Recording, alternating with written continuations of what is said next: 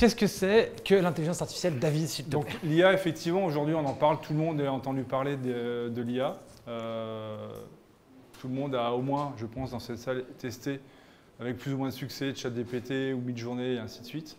Mais derrière l'IA, en fait, l'IA c'est très très vieux. C'est à l'âge de nos grands-parents.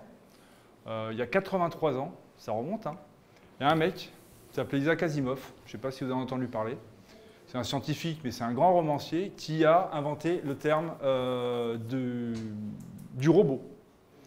Et dans tous ses romans, il a commencé à réfléchir, donc il y a 80 ans, au danger de l'IA vis-à-vis de l'homme, des robots, et comment on pourrait s'en prémunir. Et donc vous voyez, ça remonte quand même dans les années 40. Et dans les années 50, on a commencé, après la guerre justement, à se poser la question comment on pouvait utiliser toutes ces connaissances-là. Et dès 1954, il y avait une première machine, vous connaissez tous Google Translate, et bien en fait elle existait en 1954, l'équivalent, pour traduire du russe en anglais. Il y avait déjà des machines qui étaient capables de traduire en anglais. Un petit rapport avec l'espionnage, je pense. Légèrement, Voilà. légèrement.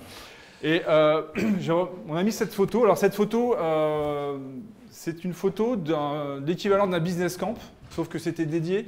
C'était des scientifiques, des mathématiciens qui se sont réunis, un petit peu faire comme vous, discuter des sujets. Et le sujet, c'est comment on peut traiter ces différentes matières. Et c'est là où, en fait, 1956, c'était l'officialisation du domaine scientifique de l'intelligence artificielle. Donc ça remonte à quelques années. Voilà. Et cette photo-là, ben, c'est une photo qui date des années 50, recolorisée par une IA, justement. Donc concrètement, l'intelligence artificielle existe depuis bien longtemps. Je pense que si vous êtes tous dans le e-commerce, vous allez forcément utiliser des chatbots, vous allez forcément utiliser des arbres de décision pour l'automation. C'est un peu l'usage de base qu'on peut avoir dans une intelligence qu'on peut trouver numérique. Donc ça, c'est bien beau, c'est bien joli, mais concrètement, on va distinguer différents types de computing et d'intelligence artificielle. Donc si on commence par la première, c'est ce qu'on appelle la prédictive. Exactement. Il y a différents types d'IA. Il y a les IA prédictives, donc vous les utilisez certainement. C'est des IA qui peuvent prévoir vos ventes, par exemple, en fonction, ou prévoir des comportements d'utilisateurs. On parlait peut-être parcours client, ça utilise ce type d'algorithmes, des sections. On a aussi les IA descriptives. Les IA descriptives, c'est celles qui vont pouvoir lire, voir, regarder. Donc on va avoir les reconnaissances vocales, la reconnaissance de texte pour scanner les factures automatiquement, ou la reconnaissance, tout le monde a joué avec Siri ou un équivalent, la reconnaissance vocale. Donc ça, c'est les groupes d'IA. Et ce qui est intéressant, c'est surtout qu'elles doivent être utilisées ensemble. Et puis là, aujourd'hui, grâce à, on va dire, à cause ou grâce, moi je dis grâce à OpenAI, tout le monde a entendu parler des IA génératives. Alors maintenant, les journalistes disent des IA génératives. C'est des IA, c'est un type d'IA en fait qui va être capable de prévoir et générer quelque chose. Quelque chose du point de vue d'une IA, c'est des chiffres. Et après, c'est retraduit soit en texte, soit en image, soit en autre chose. Ce qui est intéressant et surtout important de savoir, c'est qu'en 3 mois, ChatGPT a eu un taux d'adoption qui n'avait jamais été aussi extraordinaire. C'est-à-dire que c'est des chiffres qui font rêver. Chaque mois, ils ont 172, au dernier comptage, 172 millions d'utilisateurs par mois actifs. Ça fait un sacré paquet. Le taux d'adoption, en termes de technologie, c'est la chose qui a été le plus rapide. C'est-à-dire qu'ils ont atteint les 1 million d'utilisateurs en 5 jours. Alors qu'un Instagram, ils ont dû mettre 50 ou 100 jours. Donc taux d'adoption extraordinaire. Et surtout, ça va vous concerner particulièrement, c'est que 45% des 18-24 ans utilisent déjà ces IA. C'est-à-dire qu'ils sont déjà utilisateurs de ces IA. Je vais y revenir. On a tous dans la problématique e-commerce un problème de ciblage en fonction de quel métier vous faites, de l'activité que vous avez. J'ai eu l'habitude d'avoir des clients par exemple en e-commerce qui vendaient pour des personnes âgées, donc on ne s'adresse pas de la même façon à des personnes âgées en UX qu'à des jeunes. Et c'est la même chose avec de l'intelligence artificielle et du ciblage et du targeting. Dans ce contexte-là, ce qui va être intéressant, on va en reparler juste après, c'est que la cible qui adopte le plus l'IA est fatalement les jeunes. Ça veut dire que les usages qu'on va avoir à la fois en termes d'expérimentation sur une plateforme e-commerce et du X vont devoir être adaptés. Si par exemple on s'adresse à une cible qui va être entre 20 et 35 ans actuellement, la façon de présenter l'information, de la cibler, de la cataloguer va être différente du fait de l'usage de l'IA qui devient maintenant impulsif grâce à des réseaux comme TikTok. Petite parenthèse, pour vulgariser à mort, pour ceux qui ont eu l'occasion de faire de l'algorithmie et de faire du code quand ils étaient jeunes, ça remonte à loin pour ma part, quand on développait avant, on faisait des arbres. C'est-à-dire qu'on concevait, on faisait des conditions qui faisaient que si on passait une condition, on allait de telle à telle condition, il fallait prévoir l'ensemble des conditions. Donc c'était très complexe à gérer en base de données du reste, et ça demandait à chaque fois de remonter dans un sens pour sortir la donnée et la recalculer à chaque fois. Quand on réfléchit à l'IA, vous avez sans doute vu cette structure, ce schéma qu'on voit tous sur le web. On a une arborescence d'un côté, c'est à l'ancienne, pour les plus vintage d'entre nous. Et quand on voit un schéma de réflexion et d'algorithmie sur de l'intelligence artificielle, en fait, on voit un nuage de points qui crée des relations entre elles, c'est-à-dire qu'on n'a pas un chemin fixé, on peut avoir différents chemins.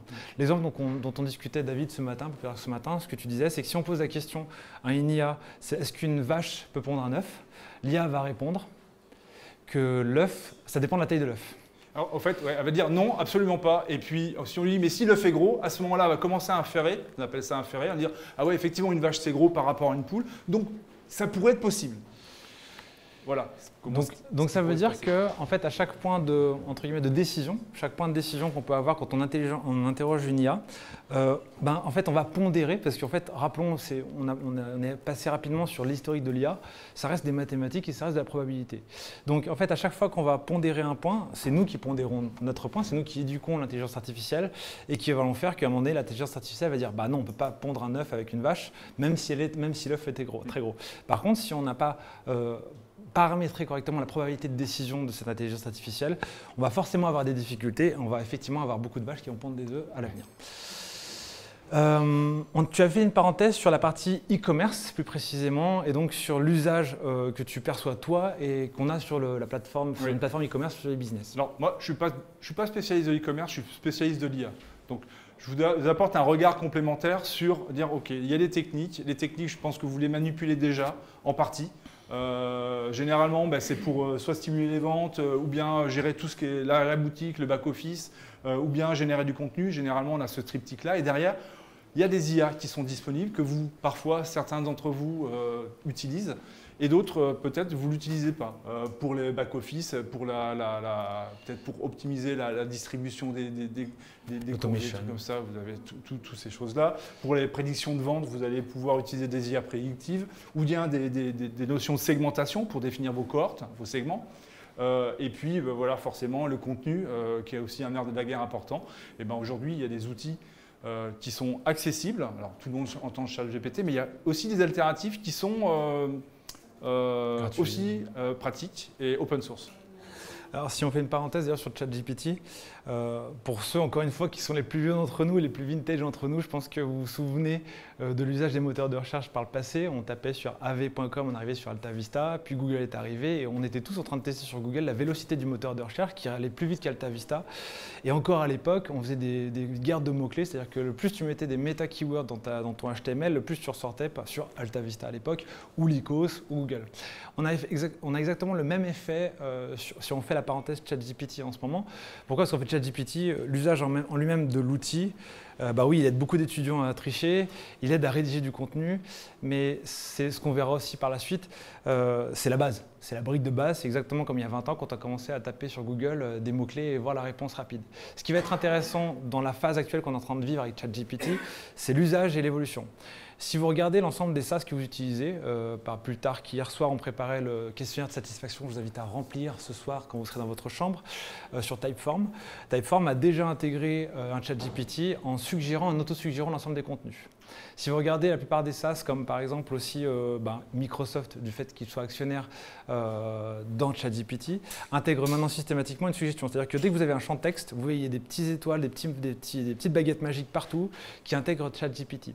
Ce qui va être intéressant, c'est non pas l'usage de ChatGPT, parce qu'en lui-même, c'est rigolo, c'est fun, l'interface elle est moche à mourir, comme tout développeur qui se respecte, c'est super appréciable. Mais dans les faits, ce qui va être intéressant, c'est l'API de ChatGPT. Et l'API de ChatGPT, pour ceux qui, encore une fois, sont les plus techniques d'entre nous, elle est ultra simple. Et c'est ce qui va être intéressant. Un exemple concret qu'on a donné à nos stagiaires là, chez Evolutive pour tester les API et l'usage. Ils sont en train de faire une espèce de choix pot comme dans Harry Potter pour demander à ChatGPT de répondre au RH dans quel squad tu vas être chez Evolutive. Donc on se présente, on échange avec le choix pot d'Evolutive qui interroge ChatGPT pour faire la réponse, en fait pour faire uniquement le dialogue et le discours. Et ce choix pot interroge à chaque fois l'API. On lui demande de répondre à chaque fois comme si le choix pot d'Harry Potter répondait. Et ça, c'est simple comme bonjour à faire, ça tient en 2 lignes de script, 3 classes et ça fonctionne. Ça veut dire que très simplement, vous avez la capacité vous-même, dans vos projets, d'expérimenter.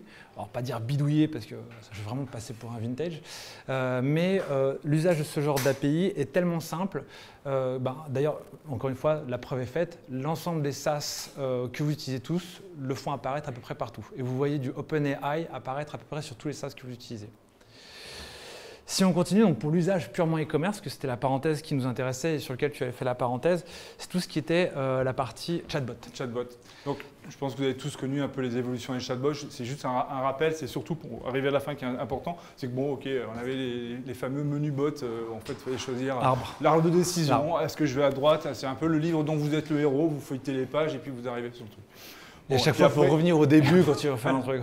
Après, un petit peu plus d'évolution, les technologies d'analyse du langage se sont améliorées, donc on était capable d'identifier des mots-clés et aussi des synonymes avec des techniques qui sont relativement simples. Et donc, il y a eu cette surcouche. C'est ce qu'on trouve pas mal. Aujourd'hui, il y en a qui sont quand même bien plus évolués, mais voilà. Aujourd'hui, sachant que 45% à cette heure-ci, des jeunes sont déjà sensibilisés à cette qualité de chatbot, c'est-à-dire qu'on ne peut plus leur proposer ce type de chatbot. Il va falloir penser à autre chose. C'est en train d'arriver, tout le monde est en train de travailler. C'est en cours. Voilà, c'est en cours. Encore une fois, ne négligez pas la pénétration d'outils. Alors, on parle de ChatGPT parce que c'est même le 13h à TF1, ils en ont parlé. Donc même ma grand-mère de 90 ans a vu ce que c'était que ChatGPT. Dans les faits, c'est intégré systématiquement. Et là, on s'enquiquinait. Alors, je pense beaucoup à l'automation, parce qu'on a pris l'exemple des chatbots. Dans l'automation marketing, je pense que vous l'avez tous vécu, quelle que soit la technologie, qu'elle soit partenaire ici ou pas ici, je vais critiquer personne. Chaque fois, il faut prendre un trigger, il faut prendre la colonne, il faut dire que… Et puis en fait, on se trouve avec un arbre, comme d'habitude, et qui va bien. Là, maintenant, on est en capacité de donner des contenus. Je veux cibler le père de famille de 40 ans qui aime bien ses enfants et qui adore jouer au trampoline avec eux. Et on va être capable, dans la base, de chercher directement sur la base d'emailing quelles sont les personnes qui correspondent à ces critères-là, uniquement avec l'appel de ChatGPT. Donc, et ça, encore une fois, je ne vais pas vulgariser, je ne vais pas dénigrer notre travail, mais un prototype de ça se fait en quelques lignes de code avec quelques classes. Si on réfléchit aussi à l'usage, encore une fois, de ce genre d'outils, du chatbot ou la réponse, on se retrouve quand même dans un contexte où le fonctionnement, encore une fois j'insiste sur l'UX, parce que quelque part c'est une façon ni plus ni moins de présenter une expérience utilisateur différente, fait qu'on va changer. Qu'est-ce qui fait qu'on a tous un moteur de recherche sur nos sites marchands? Parce qu'on est tous habitués à chercher sur Google. Dès lors qu'on va commencer à avoir tous l'habitude et le réflexe d'utiliser une IA et de ne pas poser une question, pas poser une requête, mais une question, je vous invite à aller régulièrement utiliser Bing parce que Bing fait des mises à jour très régulières en ce moment et on voit le moteur muter à peu près toutes les semaines. Si vous interrogez Bing par rapport à Google, le fonctionnement n'est pas le même. Ça veut dire que même sur mon navigateur, enfin si mon navigateur est derrière mon site marchand, à ce jour, on a tendance à tous mettre des grands champs de recherche en haut du site quand on a un catalogue de plusieurs milliers de références, par exemple, avec des mots-clés. Cette habitude, cet usage qui va se perdre sur Google ou sur Bing va devoir se reporter sur vos sites marchands mécaniquement. Donc ça, c'est ça qu'il va falloir réfléchir et auquel il va falloir penser. Quand on parle d'UX, ça veut dire User Experience. Ça ne veut pas dire forcément du design. Ça veut dire aussi, quand on parle d'assistants vocaux, quelle est la mécanique que je vais apporter pour échanger et obtenir l'information. C'est ça l'expérience utilisateur. Si on parle… alors, qu'est-ce qu'on s'est amusé sur Midjourney et sur tout ce… Oh là là, typiquement. Ces modèles-là n'ont pas été faits avec Midjourney, mais avec des modèles open source, justement. On arrive à des qualités qui sont justement aussi intéressants. Donc on parle d'IA générative, j'ai pris un exemple en disant, ok, tout le monde aime bien les boîtes de chocolat. Ça peut être utile dans certains cas, et dans pas mal de cas, notamment sur les aspects inspiration. Très rapidement, en quelques secondes, on peut dire, ok, voilà, j'en ai besoin de chocolat, je veux que tu me fasses une dérivation pour Noël ou pour la Saint-Valentin. Enfin, il y a juste une inversion, mais voilà. Non, c'est bon, regarde, j'ai corrigé. Super. Voilà, donc très facilement, en quelques secondes. On n'a plus besoin d'aller voir un graphiste pour lui demander de faire une dérivation sur tel thème ou tel thème, et ainsi de suite. Et la qualité, alors bon, la qualité... Elle n'est pas payante. Voilà, tout c'est pas payant. Juste une parenthèse. Est-ce que dans la salle, qui a déjà fait du prompting, parce que c'est le terme? Ah, quand même. Alors, qui l'a fait sur Midjourney? Ok. Qui l'a testé récemment sur Photoshop? Firefly. Ok. Donc, je dirais qu'on a une moitié de la salle qui a déjà fait du prompting. Est-ce que vous avez eu des cours ou est-ce que vous avez expérimenté le prompting en posant une question bête comme quel est mon programme du jour ou comment faire mes courses avec mon frigo vide? Ou est-ce que vous êtes documenté avant de prompter? Les deux. Alors, pour ceux qui ont fait du prompting déjà, est-ce que ceux qui se sont documentés avant de prompter lèvent la main? C'est pas facile, hein. Voilà. Tu triches. Donc ça, c'est un fait. Alors, en général, quand je pose la question, c'est un peu moins vrai. Donc, je pense que j'ai des érudits dans la salle. En général, les gens testent Midjourney, testent ChatGPT, comme ça, la one again. En fait, on distingue deux catégories socio-professionnelles de gens qui travaillent sur le prompting. Le prompting, c'est ni plus ni moins que de l'algorithmie. Sauf qu'avant, quand on faisait de l'algorithmie, toujours pour les plus vieux anciens d'entre nous, on décrivait un processus et on disait « si je fais ça, je déclenche telle action. Si je fais ça, je déclenche telle action ». L'algorithmie, qu'on apprend de moins en moins en école d'informatique d'ailleurs, consistait à, avant même d'ouvrir une ligne de code, à structurer sa pensée, à structurer son besoin et à structurer la façon dont le code allait réagir et traiter la donnée. En fait, faire du prompting, ce n'est plus ni moins que faire de l'algorithmie. Et si vous regardez bien, pour ceux qui sont intéressés et à l'algorithmie et au prompting, la façon de rédiger un prompt est très similaire, sauf qu'en fait, on le dit avec ces mots. C'est-à-dire qu'avant, si vous étiez en cours à apprendre de l'algorithmie, je me souviendrai toujours de mon prof d'informatique, il m'expliquait qu'il fallait mettre une condition et que si on voulait en changer des variables, il fallait décrire dans l'algorithme le changement de deux variables. Là, maintenant, on dit à un prompt, je veux échanger deux variables, la A et la B, et que elles soient échangées. Je n'ai pas besoin d'une variable C.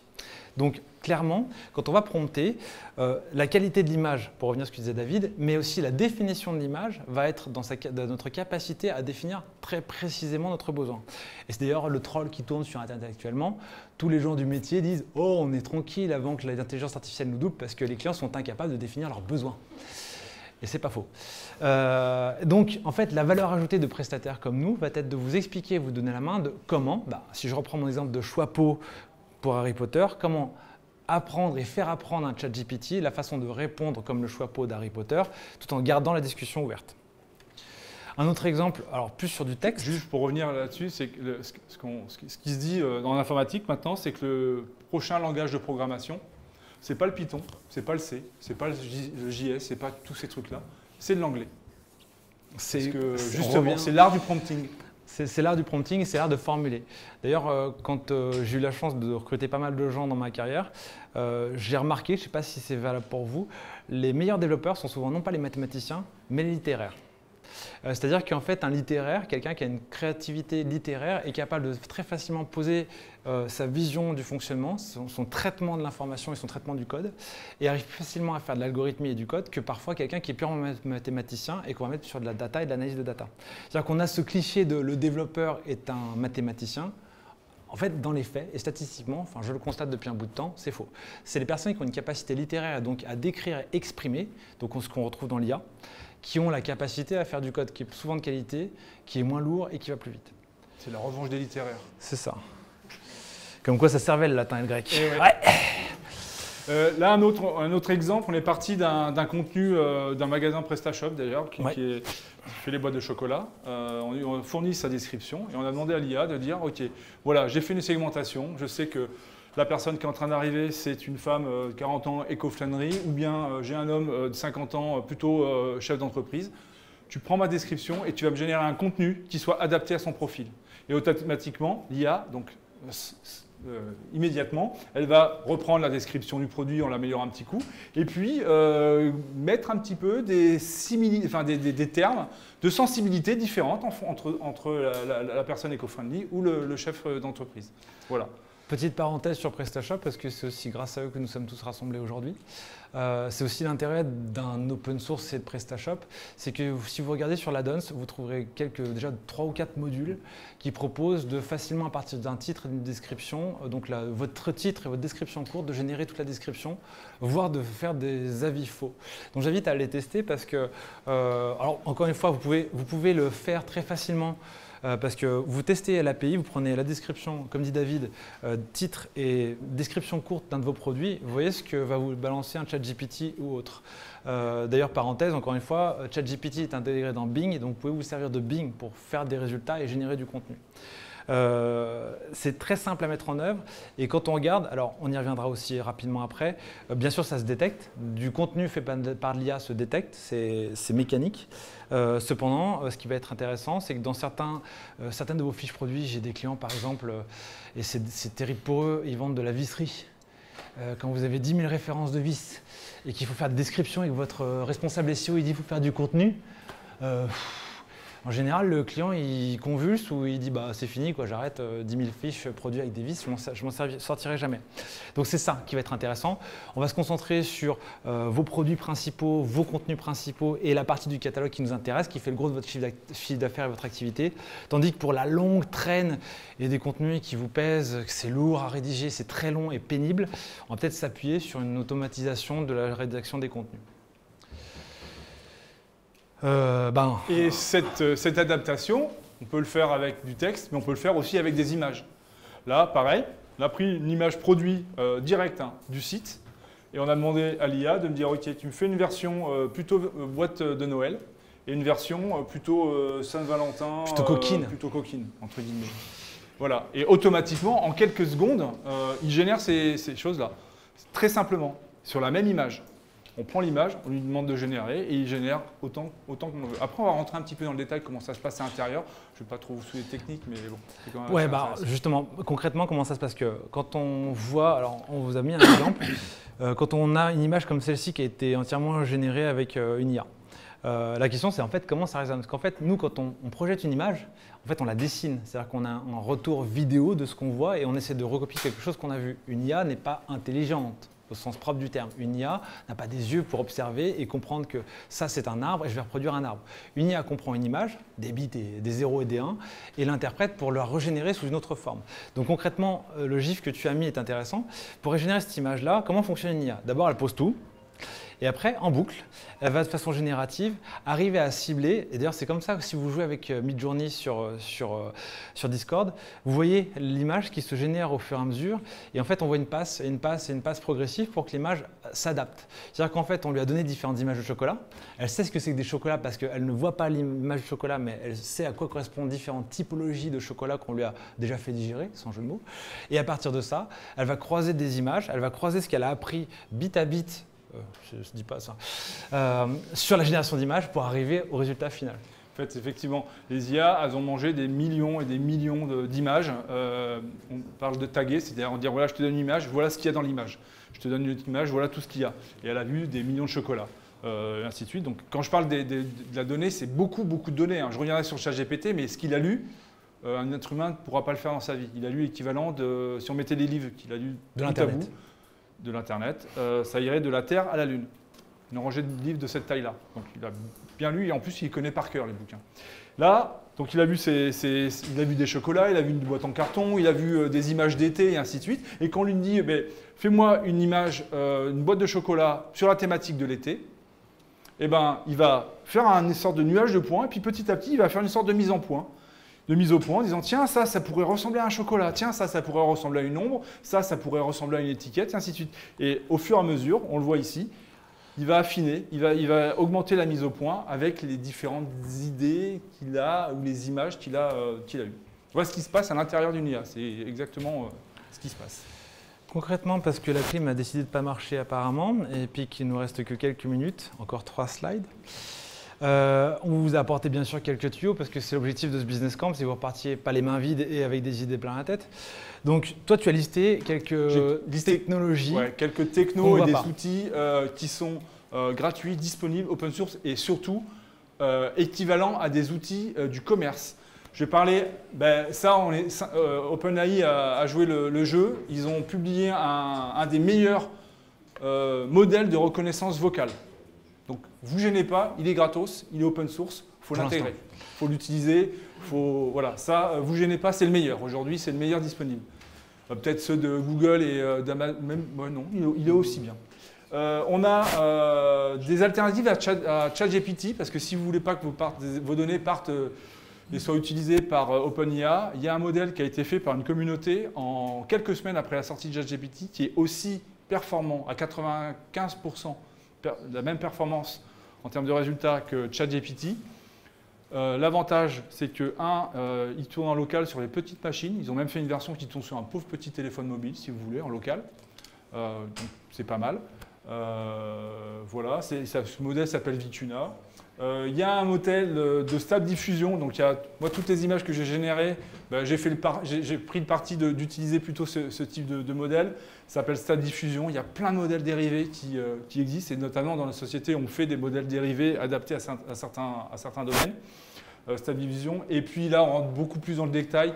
Il y a quelque chose qui est utilisé, mais en fait, on va le retrouver dans toutes les voitures autonomes. C'est le projet YOLO, en fait, qui est capable de faire de la reconnaissance d'objets au sein des images.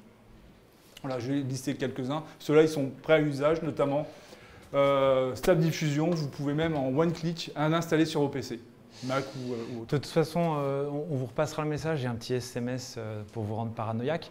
Sur le Telegram qu'on a créé, on repartagera non pas les présentations, mais tous les liens, les petits tuyaux, tout ce qui va bien et qui sont autour du Business Camp. Donc, ne prenez pas de notes. On vous fera un petit reminder. Pour ma part, moi, j'avais noté 2-3 choses. Alors concrètement, chez Evo, qu'est-ce qu'on en fait de ChatGPT ou de l'IA? Alors nous, on utilise plutôt Midjourney pour le visuel. Et là, récemment, Photoshop, même si pour l'instant, ça reste encore des balbutiements. Concrètement, on est en train de travailler sur un site qui s'appelle Apprendre ChatGPT, qui est entièrement généré par ChatGPT. Donc là, on a l'impression qu'il mange un peu son vomi. Mais clairement, en gros, on a conçu un WordPress très simple, sur lequel on a greffé, il y a 2-3 modules très efficients sur WordPress qui permettent de quasiment tout générer. On a un petit nom de domaine qui va bien, un petit compte OVH, on crée le WordPress, c'est parti en avant Guingamp. Si bien que là, en fait, il est en train, à l'heure où je parle, de générer des contenus qu'on a ciblés sur des catégories qu'on a définies.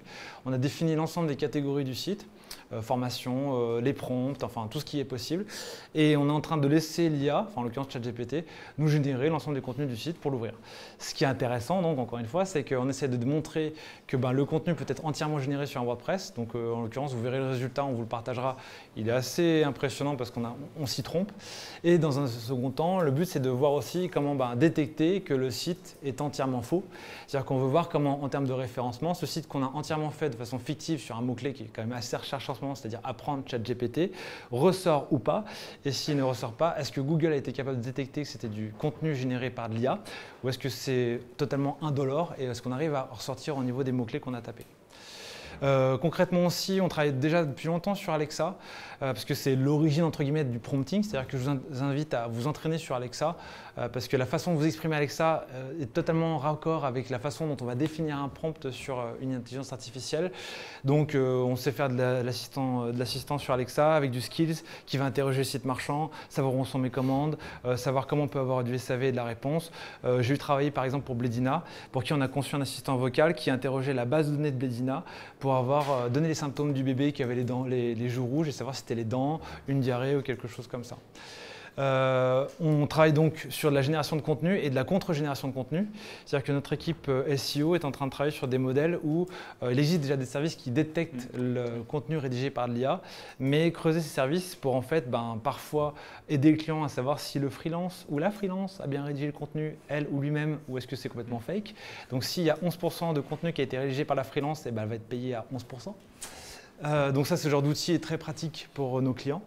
Et bien sûr, le gros souci qu'on a quand on a un site marchand de plusieurs milliers de références, c'est « Ah zut, on a refait toutes les maquettes, mais s'il manque 10 pixels de large, il va falloir cropper toutes les images et être sûr que ce soit bien centré. » Donc bien évidemment, il existe des outils qu'on n'a pas conçus, mais qui permettent de faire du détourage, qui permettent de faire de l'analyse d'images pour que l'image soit croppée correctement et resizée pour que vous n'ayez pas un batch à faire pour resizer toutes vos images. Des problématiques que tous les e-commerce en rencontrent quand il s'agit d'une mise en prod ou d'un import massif de catalogue.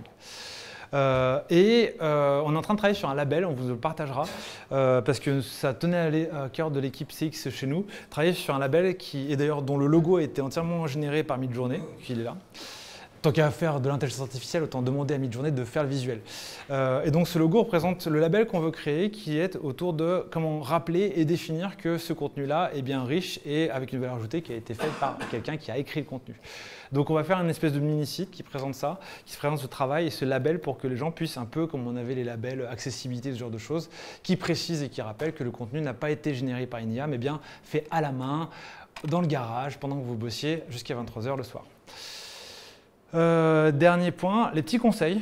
Et ça, c'est cadeau, c'est gratuit, c'est plaisir d'offrir, joie de recevoir. Si vous n'êtes pas à l'aise avec l'IA, la première source que je donne quand on me pose des questions de comment ça fonctionne, va sur TikTok. Pourquoi TikTok? Parce que la cible est la cible jeune dont on parlait tout à l'heure, David. Et la technologie de l'IA est ultra accessible. Et même laisse la possibilité aux jeunes de créer des choses. Si vous vous connectez 30 secondes sur un channel Midjourney, allez voir la tête du flux et du channel. Il y a des visuels qui sont exceptionnels. Et derrière, c'est des mômes de 12 ans qu'on promptait. Donc la cible, elle est au final très jeune parce qu'on laisse la possibilité aux gamins, qui sont tous créatifs, un enfant est toujours créatif, de créer des images. Ce qui fait que les gamins sont aussi sur TikTok et qu'est-ce qu'ils font? Ils partagent plein de liens qui sont trop bien pour faire du business et vendre des images sur Internet. Ils partagent plein de sites qui permettent de travailler directement sur l'IA. Et au final, TikTok, et je le dis en toute honnêteté, moi est ma première source d'information pour trouver les derniers outils qui travaillent sur l'IA. Discord aussi, parce que bien sûr Midjourney se trouve sur Discord, mais il y a énormément de salons et de gens qui discutent de ce sujet parce que c'est le truc trendy du moment. Et clairement, l'IA ne s'arrête pas que à l'image, qu'au texte, mais bien plus largement à des processus. Donc, qu'est-ce qu'on essaie de faire quand on est jeune et qu'on veut gagner de l'argent? On essaie de tricher sur les jeux vidéo. Et quoi de mieux qu'une intelligence artificielle pour nous aider à tricher sur les jeux vidéo? Il y a des channels complets sur Discord qui parlent de ça. Sauvegarder les prompts. C'est-à-dire que pour ceux, encore une fois, qui ont eu la chance de faire du développement par le passé, vous sauvegardiez tous. Enfin, moi, je sauvegarde toujours des bouts de code. Je dis « Ah, putain, trop bien, cette librairie, c'est trop cool. Ah, ce script, il me permet d'accéder à la base. » Et vous aviez une espèce de répertoire avec plein de scripts PHP, scripts JS qui vous permettaient plus tard de refaire des choses. Ben, c'est pareil avec les prompts. Si vous voyez une image qui a été générée ou si vous voyez un résultat de texte qui a été généré, trop bien. Il y a aussi sur Twitter, hélas, il faut retourner sur Twitter, des tweets parfois qui sont super intéressants où la personne montre le prompt qu'elle a tapé et le résultat. Copiez-le, sauvegardez-le, ça vous servira toujours. Toujours. Croiser les effluves, contrairement à ce qu'on dit dans Ghostbusters, c'est bien. L'exemple typique, Photoshop. Enfin, une intelligence artificielle, c'est cool. Quand on croise une intelligence artificielle et Photoshop, bah là, on se rend compte à quel point ça envoie du lourd. Donc en fait, gardez en tête que l'IA tout seul, ou un chat GPT tout seul, ou un Midjourney tout seul, c'est sympa pour rigoler, mais ça vient 5 minutes. Ce qui va être intéressant, c'est quand on va le croiser, et encore une fois, comme dans les exemples qu'on évoquait pour le e-commerce, un petit script qui va bien pour charger des données, un essai directement avec une autre technologie, ou comme les SaaS que vous utilisez, ça sera toujours efficace. Et entraînez-vous encore une fois avec Alexa. Parce qu'Alexa, c'est la base du prompting. Un enfant de 5 ans peut s'adresser à Alexa et Alexa la comprend. Dans le classement des assistants vocaux, ça reste la meilleure pour l'instant par rapport à Google et par rapport à Siri. Elle comprend très facilement, elle détecte la voix, elle tonalise la voix. Si bien que si vous arrivez à vous faire comprendre et faire des tâches compliquées à Alexa, si vous êtes prête à faire du prompting de façon qualitative et précise. Sachant qu'on a une plage d'écoute sur Alexa. Donc si vous arrivez à lui faire comprendre et lui faire des exercices difficiles dans une plage d'écoute courte, ça veut dire que vous êtes prêt pour être un futur développeur sur l'intelligence artificielle ou du moins être capable de faire du prompting. Et dans le doute, bien sûr, vous m'appelez et puis on voit ce qu'on peut faire pour vous. Voilà. Très bien.